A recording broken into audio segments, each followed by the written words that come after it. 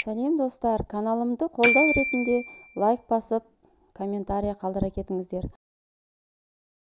Видеода грибы, яғни шампиньонмен жасалатын лағман түрін көрсететін боламын. Ол үшін видеода көріп тұрғандарыңыздай ет, ең маңыздысы, шампиньон, грибы, сельдерей 2 штук, бірі жасыл, бірі қызыл, ашты бұрыш, яғни полугорки, пияз 1 штук, 4 зубчик чеснок, пекин капустасы, үлкен қаспен 1 қасық томат, соевый соус, жаңағы юн деп аталатын оригинал түрін алсаңыздар болады. Сосын дәмдеуіш ретінде кориандр мен перец. Кориандр мен перецті бізде қара бұрыш, домалақ, горошек екеуін ұнтақтап 1 қасық саласыздар. Ал кеттік. Барлық ингредиенттерді турап аламыз. Саңырауқұлақ, пекин капустасын турағанда қалың жерін осындай қиғаштап жұқалап турап жерсеңіздер жақсы болады, піскенде тез пісетін болады. Осылай барлығын тураймыз. Мен негізі өзім геология мамандығын бітіргем. Мамандығым повар емес, бірақ өзіме ұнайтын тағамдармен, өзім жасап көрген тағамдармен өз каналымда бөлісіп отыратын боламын. Сондықтан ұнап жатса лайк басып, комментарий қалдыра кетіңіздер. Келесіде тағы да керемет рецепттермен бөлісіп отыратын боламын. Ал кеттік. Келесі бұрышты осылай тоже қиғаштап әдемі көрінетін болады. Тураймыз барлығын. Видеодағыдай қалай видеода тұр, солай турасаңыздар әдемі жақсы болады. Келесі пиязымызды да осылай 4-5 қып тураймыз. Барлығын бөлек ыдысқа салып қоямыз. Чеснокты да ұнтақтап, сақтап турап шығамыз барлығын.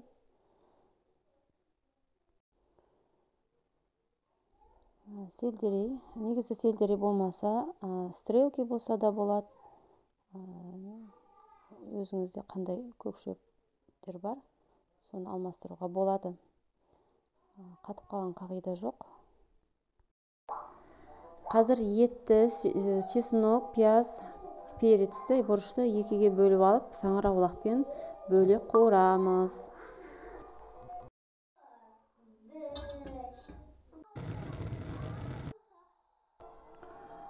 Ыдысты осылай отқа қойып, қатты қыздырып аламыз да, шамамен 1 ожау май қойып, мөлшермен майын қыздырып алып, етті қуырамыз. Мен былай 2-ге бөліп алдым. Қазір 1 жартысын саңырауқұлақпен, 1 жартысын пекин капустасымен қуыратын боламын. Етіміз шамалы қуырыла бастағаннан кейін үстіне кіші шынымен бір орта шыны су құйып, оттың астын басып, етті жақсылап пісіріп аламыз. Яғни 5-10 минут етіңіз жұмсарғанын қарайсыз. Піскеннен кейін қалған заттарын сала бастаймыз. Яғни отты астын қатайтып, пиязын, жартыс пияз саламыз, жартысын келесінде тайып қалдырамыз. Пиязды да жақсылап қуырамыз. Кішкене сарғая бастағаннан кейін соя соусына кішкене қасықпен 1 қасық құямыз. Келесі саңырауқұлағымызды салып, оны да жақсылап қуыратын боламыз. Саңырауқұлақ кішкене қуырыла бастағаннан кейін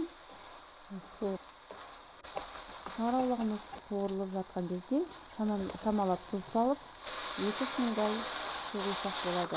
Сулы қылғыларыңыз келсе, тағы 1 шыны қоссаңыздар болады. Оттың астын басып, 5-10 минутқа бұқтырып пісіріп аламыз. Саңырауқұлағымыз пісті. Қалған заттарын қосамыз. Бағана турап алған полугорки бұрышымыз бен чесногымызды жартылай қосып, араластырамыз жақсылап. 2-3 минут қайнағаннан кейін оттан алып, бөлек ыдысқа салып аламыз, немесе басқа ыдысқа келесі сайын қуыратын боламыз. Міне дайын болған кезде көкшөптерден, зелендерден қоссаңыз болады. Тамағымыз дайын. Çайымыз дайын. Бөлек ыдысқа салып, болмаса басқа ыдысқа қуырсаңыздар болады. Мен өзім осы ыдысқа қуырамын, өйткені маған осы ыдыс ыңғайлы. Әдеттегідей ыдысымызды қыздырып, майымызды қыздырып алғаннан кейін етімізді қуырамыз жақсылап. Аз қуырылғаннан кейін су құйып бұрышына тағы да 5-10 минуттай етімізді жақсылап пісіріп аламыз.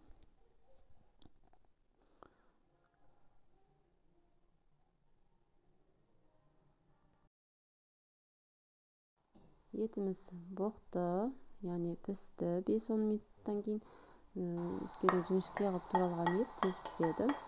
Пиязымызды салып жақсылап қуырып аламыз сарғайғанша. Келесі бізде жаңағы зелендерімізді стрелки болмаса сельдерей салып, оны да қуырамыз. Тұзын салуды ұмытпаңыздар. Томатын саламыз. Бағана дайындаған бұрыштарымызды, ұнтақтап алған соя соусы үлкен қасықпен 1 қасық, барлығын осы кезде салып, жақсылап қуырып алыңыздар. Артынан кейін пекин капустасын салыңыздар. Барлығын жақсылап араластырып, чеснокты қосып, бірге араластырып жібереміз. Сосын су құямыз. Мен көп мөлшерде су құйдым. 3 шыны, үлкен шынымен. Су көп болсын десеңіздер, көбірек құйсаңыздар болады.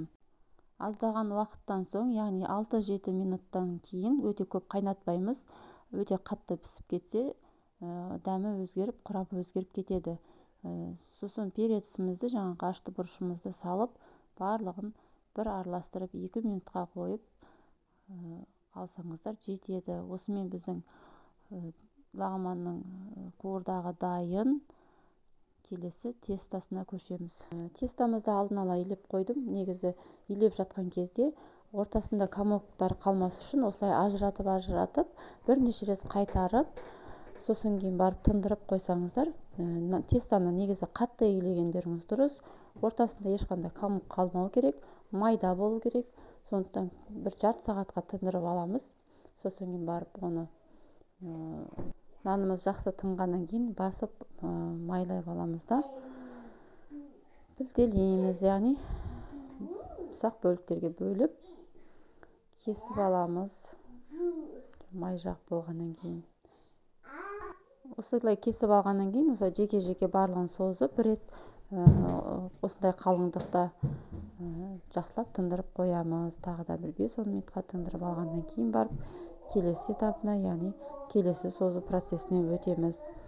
Жақсылап тынып тұрса, тез созылатын болады, көп әуреге алмайды. Тестамыз жақсылап тынды. Енді тағы да ары қарай барлығын біркелкі етіп созып шығамыз. Екінші рет тағы да созылғаннан кейін тағы да кішкене тындырып аламыз. Осылай ең соңында осылай барлығын жіңішке етіп созамыз. Жақсылап тынатын болса, ол тез созылатын болады. Тестамыз құрғап кетпес үшін арасында майлап отырып, май жағып отырыңыздар. Сонда жақсы созылатын болады. Менің тестам дайын болды созылуға. Осылай тартып, жақсылап отырып созып жібересіздер ең соңында. Болды, енді пісіреміз. Тестаның суы қайнады. Тестамыз салып, бір-бір еткізіп қайнатып аламыз. Жақсылап ажыратамыз, салған кезде жабысып қалмас үшін. Тестамыз кішкене қайнағаннан кейін бір-бір еткізіп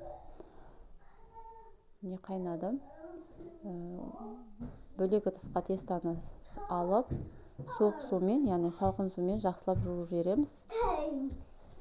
Тестамызды осылай жақсылап жуып алғаннан кейін барып ұсынсақ болады. Егер тестамыз суып қалады десеңіздер, оны ұсынатын кезде өзінің қайнаған ыстық суына бір салып жіберсеңіздер болғаны. Міне дайын. 2 түрлі шайымызды саламыз.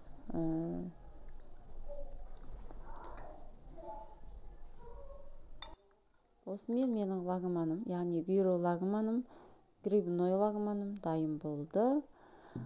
Барлықтарыңызға ас болсын, қайталап жасап көріңіздер. Каналыма тіркеліп, лайк басып, комментария қалдыра кетіңіздер.